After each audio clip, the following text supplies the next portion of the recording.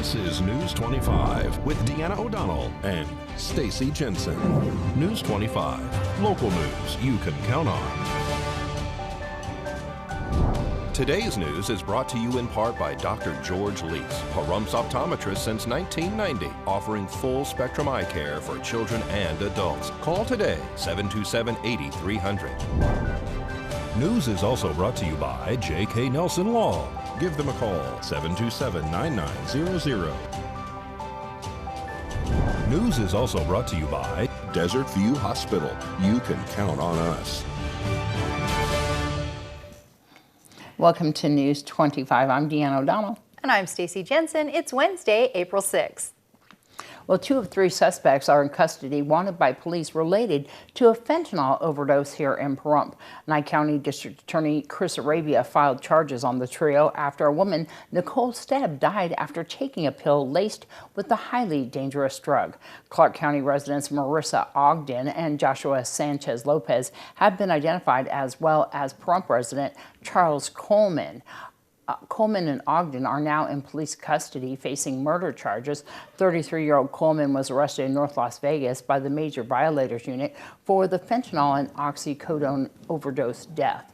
Coleman was held on Friday at the Clark County Detention Center and now has been transported to the Nye County Detention Center on warrants listing charges of open murder, conspiracy to violate the Controlled Substances Act, and destroying or concealing evidence. 25-year-old Marissa Ogden was arrested in Vegas at an apartment on West Hacienda Avenue. The case stems from a late 2019 drug deal at a Las Vegas extended stay hotel in which the victim who ingested the drug died as a result. Joshua Sanchez Lopez and Ogden allegedly sold 3 pills for $25 each to Coleman and Stebb, who drove to the Siegel Suites in Las Vegas to obtain the drugs. The remnants of the fentanyl-laced pills, which had been sold as roxycodone, a legitimate prescription opioid, were found during Stebb's autopsy. And an Indiana couple missing for more than a week is found in Esmeralda County, but questions remain about what happened to them and how they ended up in the Nevada desert. Ronnie and Beverly Barker of Indianapolis were on a road trip traveling from Oregon to Arizona when they disappeared in Nevada. Tuesday, search teams found the couple in a remote mountain area near Silver Peak in Esmeralda County. Ronnie was deceased, but Beverly was alive. She was flown to a Reno hospital for treatment. The Barkers were driving a motorhome with a Kia Soul in tow when they disappeared. Their phones last pinged Sunday, March 27th in Coaldale, about 30 miles from where they were found. Earlier Tuesday, authorities found their motorhome, which had become stuck in a ditch near Silver Peak, but the car was no longer with it. Search and rescue teams were able to follow the car's tire tracks, which led them to the Barkers and their Kia Soul about 2 miles away. Authorities have not released any additional details of the couple's discovery, other than to say Beverly was melting snow to drink. Right now, it's unknown how Ronnie died. The Civil Air Patrol flew over an area of more than 3,000 square miles of desert and mountainous terrain in their search for the Barkers. Hundreds of volunteers also searched for the missing couple. The Barkers' disappearance gained national media attention, and their family had relied on social media to ask for help in finding them. Family members say the Barkers were not in the best of health. Both had diabetes, and Ronnie was a cancer survivor. The family had hoped to have their parents home in time for Beverly's 70th birthday, which is Saturday.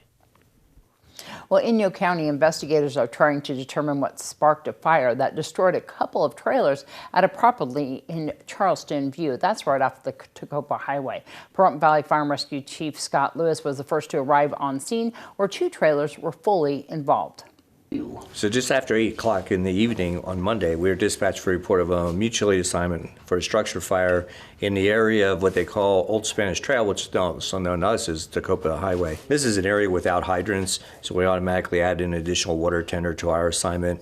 As we arrived on location, we found a property that was fenced, had probably anywhere from 10 to 12 travel trailers located on the property, and at least 2 were fully involved. So the remainder were exposures. Some of the residents, actually the residents weren't at home, but other residents in the area informed us that there were numerous animals contained in each of these travel trailers, including the 2 that were well involved. We observed a number of cages that would be used synonymous for like exotic birds, things like that, but they were already burned down to the ground. Crews commenced a quick defensive objective, which means they weren't able to go in the structures, obviously, due to the extent of fire, but their primary objective was to protect the other trailers with the other animals inside, and they did that in quick fashion. There were no injuries to the firefighters. Once Southern Inyo Fire Protection District arrived on location, we quickly met with their teams and we transitioned. We picked up and returned to the valley. They continue with the overhaul and the investigation. Most of the cages appear to be empty that we saw. However, the neighbors were saying that there was usually some type of birds in most of those trailers. There was also a report of possibly a couple of monkeys that may have been lost. But again, we had no direct observations of any of those losses. And Desert Haven Animal Society continues to fight for the animals of Nye County and its future, running the local animal shelter. County commissioners have voted to take control of the new animal shelter being built near the current shelter, and many aren't happy with that decision. Desert Haven Executive Director Beth KPVM held a news conference Wednesday morning to let everyone know they're not going to let the county simply kick them to the curb. The county has determined not to issue a request for proposal to allow organizations to bid to run the animal shelter of this county. It appears that the county determined not to place this out for bid at least 2 years ago. All the while, they kept stating that they were going to release this out for bid. The commissioners chose that the citizens of Nye County will pay all increased costs without the public input or review. This is unconscionable for the commission to determine this for the county without the citizens' input. Desert Haven has run this program for the county for at least 8 years, and we stayed true to our mission statement to protect the animals of Nye County, Nevada from harm, abuse, and neglect, and to find safe and permanent homes for animals in need. Now, the $4.1 million bond that the county obtained in 2021 to pay for the new facility was based upon Desert Haven running the new facility. At the time of this bond issuance, we feel that there was no intent to send the contract out for bid. This questions whether the bond was issued based upon honest filings with the Securities and Exchange Commission and the Internal Revenue Services. Since this has been brought to our attention how the request for proposal process should have worked, we are having served upon the county these Freedom of Information requests to get to the bottom of what has taken place. We intend to share any information that we receive with the public. We, the citizens, now should question how the county has handled these items now and in the past.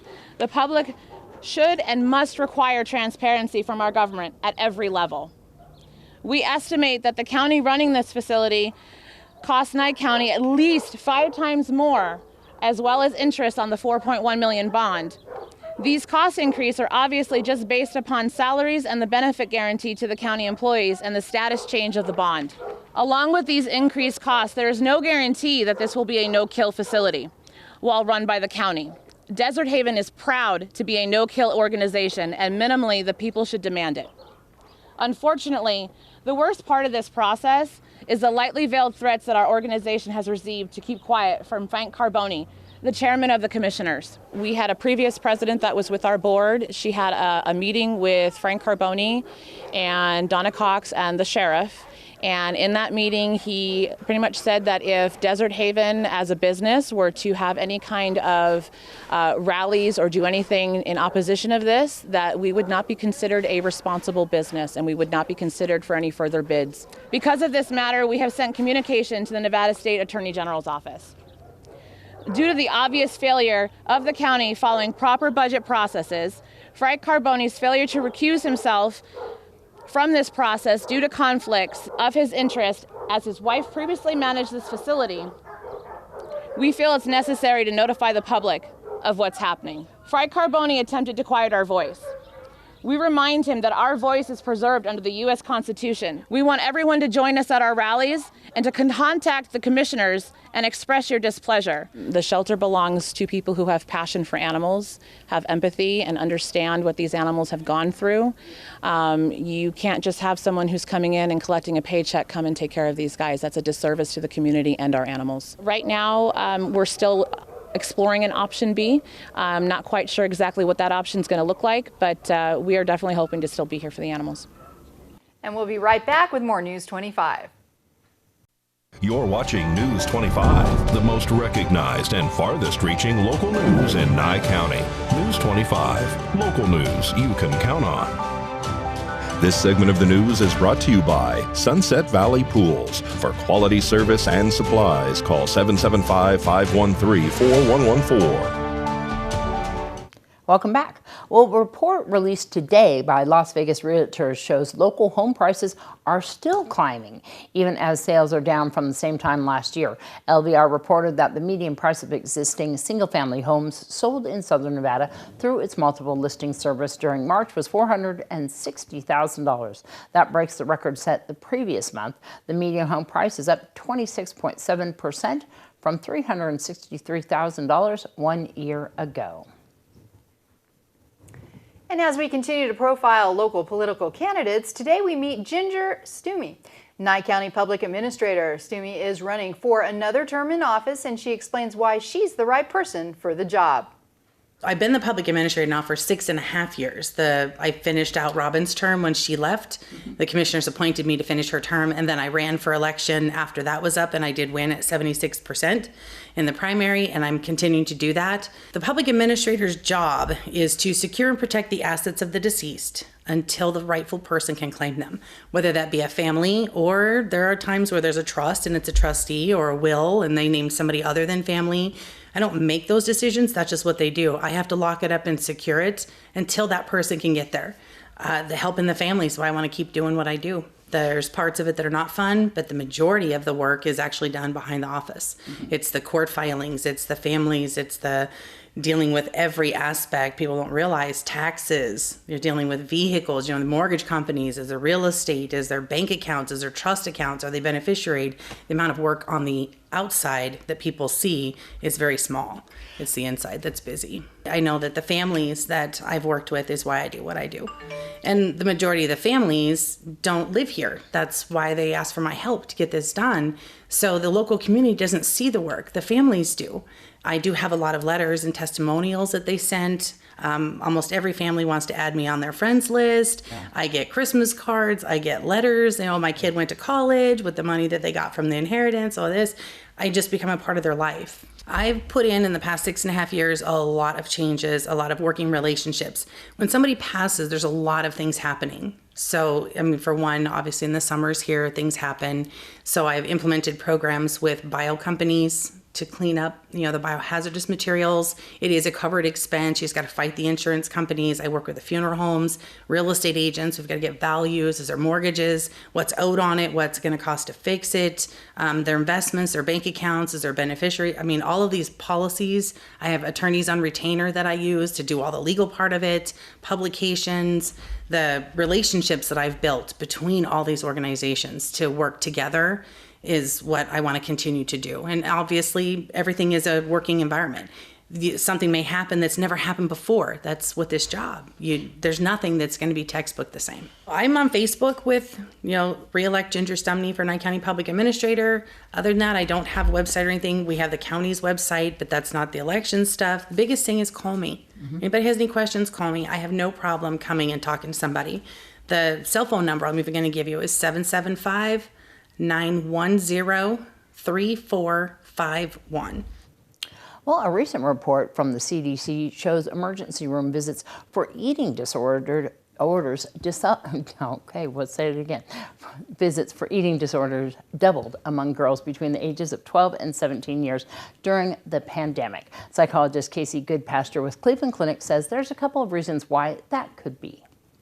I think about the mental health crisis that's affected our entire population and the isolation that the pandemic brought about, but also some specifics around children and teens and their social media usage, how that then affects their body image and might affect to their relationship with food. So how can parents tell if their child may be struggling with an eating disorder? Dr. Goodpasture says some signs may include negative self-talk about their body, frequently checking their weight, becoming preoccupied with food, or avoiding eating around others. They may also start exercising excessively or showing physical changes like sudden weight loss or weight gain. Dr. Goodpasture says it's important for parents to be careful in how they communicate communicate with their child as well.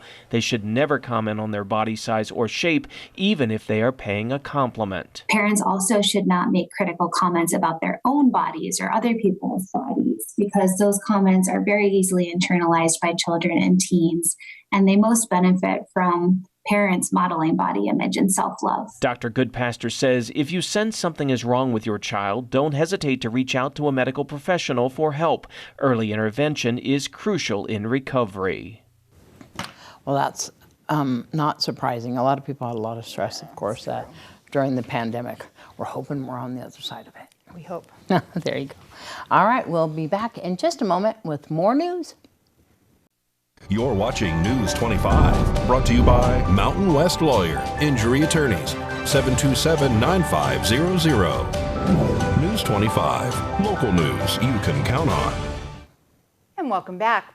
Finding new ways for young people to use technology is especially important during these times. One nonprofit has found a way by using performing and digital arts. The instructors are not only giving students tools to expand their knowledge in this space, but they're helping them to then turn creative imaginations into opportunities beyond the program. Kim Martinez has more. It's just a little bit of the latex.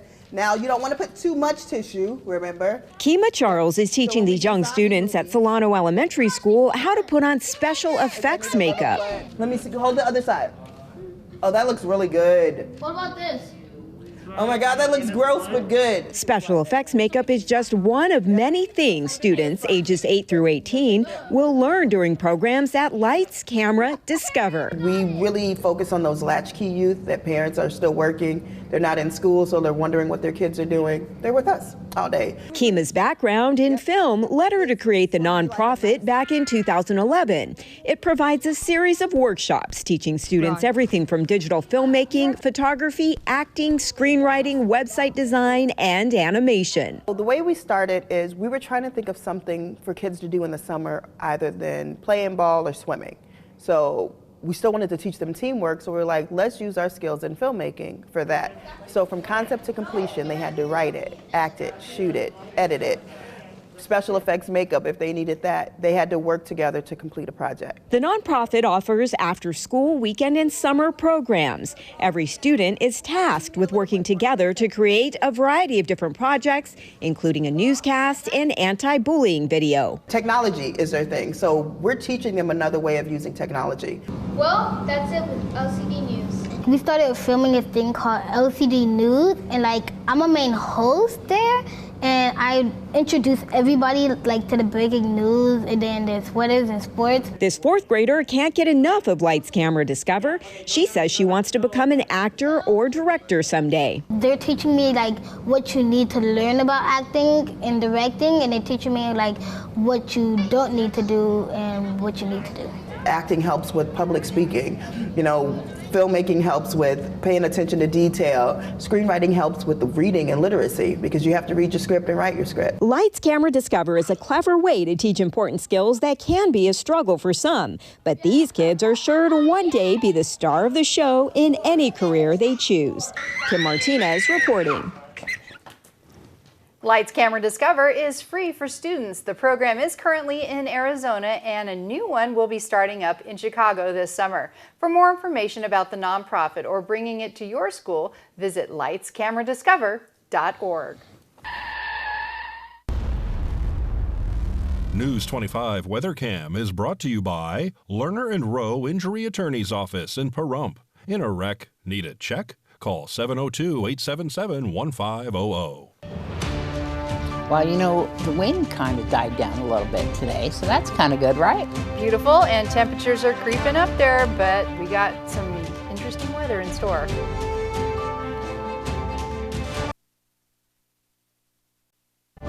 News 25 weather is brought to you by Dairy Council of Nevada. The splash of cream in your coffee, the dollop of sour cream on your burrito, the melted toasty cheese on your pizza. Undeniably delicious, undeniably dairy. Enjoy what's real.